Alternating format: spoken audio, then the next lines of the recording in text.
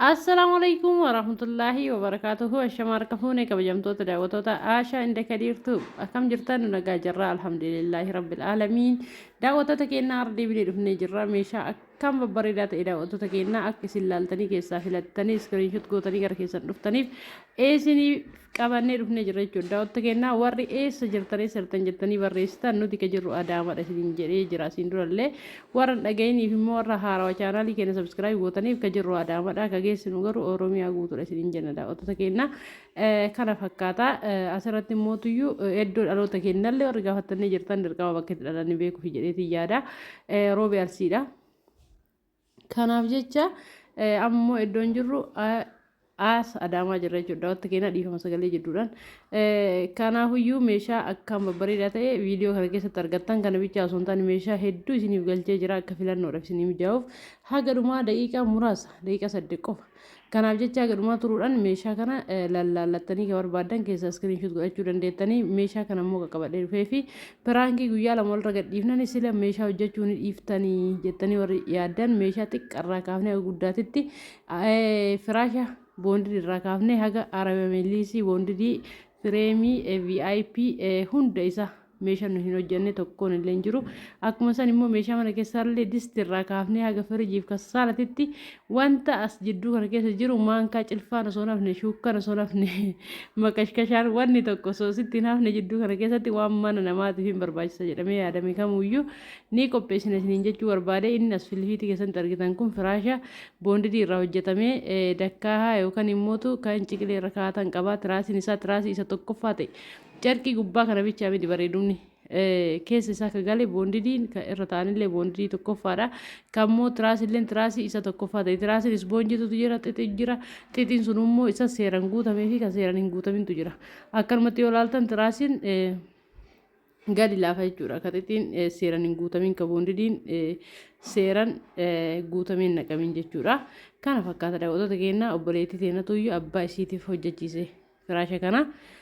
Kana bichaa miti meeshaa hedduu laallattan isiniin jedhee jira. Warri majlisa hojjechiifachuu hin dandeenye isa kana haala kanaan hojjechiifachuu dandeettanii seerallee hin daraddarree ariifannee jirra waan ta'eef akkuma argitan kana dakkaan ka ol garagale sun ziippii qaba. Asitti immoo meeshaa obboleettii teennaa ti jechuudha inni kunillee. Haala kanaan viidiyoo keessa seentee obboleettiin isii dhuftee fuutee Adaamaa keessa waan ta'eef yaada irraa kennaa turte. Meeshaa gaggabaabsee waan isinii galchee fi isinillee akka ifachiifne deebii immoo warra filachuu barbaadu filannoodhaaf akka gara keessattiin dhuftanii baay'ee filannoodhaaf akka hin rakkanneef jechuudha. Akkuma argitan kana argaa kana ilaalamee ampuulli isaa kun tokkochi kun qarshii 6,000 galee yeroo ammaa kana hedduu iddiidha isiniin jechuu barbaadetti meeshaan sumaalee waddadee gatii isaan ol kaasee isinii barreessu waan jaaladhe akkasitti isinitti ol kaasu isinitti hin fakkaatini. Sababni isaallee waanuma meeshaan isaan hojjetamu kwaalitii ta'eef deebii mootu yoo bitamu iddii ta'eef isiniin jechuu barbaadetti televezyiina kana akkuma argitan kana ismaart fi dabal iskiriinidha. TV isaa hojii warra barbaadan iskiriinshoot gochuu dandeettanii warri TV bicha barbaadanillee warri TV istaandii bicha barbaadanillee maftii keessanii algaan kunillee algaa akkan jaaladhuudha. Kalaariin isallee bareedaa. Biffeen kun immoo tuyyuu harar deeme jechuudha. Biffeen tokko dolaan tokkoo fi tasriyaa algaan tokko harar deeme algaan tokko dolaan tokkoo fi biffeen tokko immoo asuma dheeraa deeme jechuudha. Daawwattoota keenyaa meeshaan kun meeshaa viidiyoon isaa gadi hin dhiifaminidha. Warrillee asumaan akka laallatuuf jechuudha. Daawwattoota keenyaa viidiyoo laayikii tuquun irraanfatina nu jajjabeessuu hin irraanfatina isiniin jedha. Meeshaan dhiifte warri isin jettan immoo tasumallee hin dhiifne haala mijeessaa irra jechuudha. Kana caalaa bifa bareedaa ta'een maashinoota zabanaayii ta'an galchaa jirra. Ogeessa duraanii caalaa sirriitti ka duraanii caalaa ispeeshaalidha jennee yaadne galchuudhaaf bakkaa bakkatti barbaadaa irraa akka duraan qabnu laafadha jechuu osoo hin taane namni gizeetti irra beekumsa qaba jechuudha. Ka durii caalaa hojjechuudhaaf haala mijeessaa irra jechuudha. Iddoo itti hojjennu kunillee akkuma argitan gibbii namaa keessa kireeffannee hojjetaa jirra. Amammoo bifa bareedaa ta'een dirijjititti siinee babal'ifnee bareechinee hojjechuudhaaf akka meeshaa keessa awwaara tokko nurraa hin tuunetti bakka mijeessaa jirra jechuudha. Daawwattoota keenyaa kanaaf jecha isin immootu warri waan qulqulluu fi waan gaarii barbaadan gara keenya kottaa isin jechuu barbaade. Sababni isaallee meeshaan irraa hojjennu mideef yoo ta'e tokkoffaa yuubii yoo ta'e tokkoffaa laamineetii yoo ta'e tokkoffaa fayyadamna jechuudha yeroo kanatti. Sababni isaallee namni boruun ajiifachuu hin barbaannu. Sababni isaallee ofii kennaa argina ofii kennaa hojjechiifna. Nama biratti osoo hojjechiifne namicha irraa hojjechiifne santuuyyuu rabbi biratti illee irraa gaafatama. Amma garuu muka sufii keenna galchinee ogeessa sufii keennaaf inni maashin dhiyeessine sufii keenna dhiyeessine irraa hojjenna waan ta'eef keessa isallee akkam akka ta'e nutu beeka kanaa jecha amaananni jabaatti jechaadhaaf jabeessinee ka dur caalaa hojjechuudhaaf qophii adda addaatiif biizii taanii malee daawwattoota keenna hojii dhiifnetii midhisiniin jechuu barbaadetii maggaarrajaa barbaadanii arabiliitii barbaadanii firaasha barbaadanii wanni hundi nurratti argama eeleen istooviin akkuma argitan kana viidiyoo keessatti argaartanii tiivii argaartanii kadiidhaan maka sirreessaa jiru kun maggaarrajaadha. Yeroo ammaa kana feestaallee akka dhoogamanii beektanii madaabaraa keessaa haala kana ol yaasaa jira jechuudha maggaarrajaa. Majlisni kun hin bareedu maashaallah tabaarakallaan hedduu jaalladhe majlisa kana hedduu meeshaa akkanatti tole keessaa isa tokkodha jechuudha. Meeshaan kun dolaamni kunillee madardarallee qaba namatti tola. Akkuma argitan kana istooviin kun immoo istoovii hedduu mijataa ta'ee fi nu biratti beekamaadha. Warri bitachuu barbaadan bitachuu dandeettan isiniin jechuu barbaadeeti. Algichillee akkuma san hedduu bareedadha. Hundumaafuyyuu waan barbaadan kamuu ajajjan nu biratti argatan isiniin jedhee jira. Meeshaa immoo dhiisu miti ka durii caalaa haala mijeessinee itti deemaa jirra.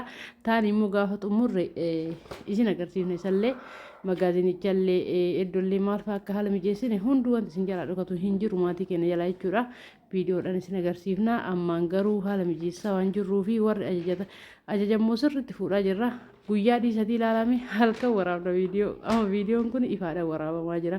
Sababni isallee osoo sirreessinu osoo qopheessinu sa'aatii yoo nutti galgalaa'e haala kana ifaan gara kaan algarraa argitanii akkatti isa ibsataa gara kaan immoo ifa biraa itti gad ibsaa haala kanaan viidiyoo waraabna jechuudha daawwattoota keenya. Kanaa jecha meeshaa akkana babbareedu kana barbaadan ilaalame fi kornee kadiima ofirraa qabu sun akka inni bareedu kaasaan akka warqaama ofirraa qabu akka inni jiru ilaalame maasha Allah tabaarakallah majlisnis akkuma san ilaalame akka inni bareedu hedduu meeshaa kanneen jaaladhe jechuudha wanta kenna hundumaafuu isin kana jaalachuu dandeettanii kanaa miika biraa jaalachuu dandeettanii ka jaalattan kamuu iskiriinshot godha koota isiniin jedha chaanaalii keenyarraa bicha osoo hin taane chaanaalii kamirraayyuu argitanii yoo isinitti bareedee aashaa irraa bitadheettanii karoorfattan taate gara keessatiin as ergaati isinii hojjanna isiniin jedha ka biyya keessatti miti ka biyya alallee yoo ta'e hojjechuudhaaf nuti qophiidha isiniin jedha wanta kenna. Ogeessota hedduu filatamaa ta'aniiti tamaaranii bayan hedduu galchaa jirra waan ta'eef meeshaan keessan haala bareedaa ta'een diizaayinii eeggatee akka isinii ba'uuf waa hedduu gochaa jirra. Inshaallah rabbiin nagaan achiin nu haa ga'u. Isin immoo warra jechuu barbaadan majlisa irratti diskaawunti jira yeroo ammaa kana. Inshaallah akka itti fayyadamtan abdii qaba. Viidiyoon kiyya gara dhumaa deemaara. Majlisni kun tikinaasiin isaa ol ka'iinsa abbaa diijamaati akkuma beektan. Boondiidhaan hojjetame jechuudha. Fireemii tokkollee hin qabu. Baala fireemii barbaadanii VIP barbaadanii isin ka barbaadan kamuu ajajuu dandeettanii. Nuti mootiyyuu hojjannee bakka isin barbaadan geessuuf yookaan immoo yoo maatii kee ergee fudhadheettan immoo ergitanii fudhachuu dandeettanii.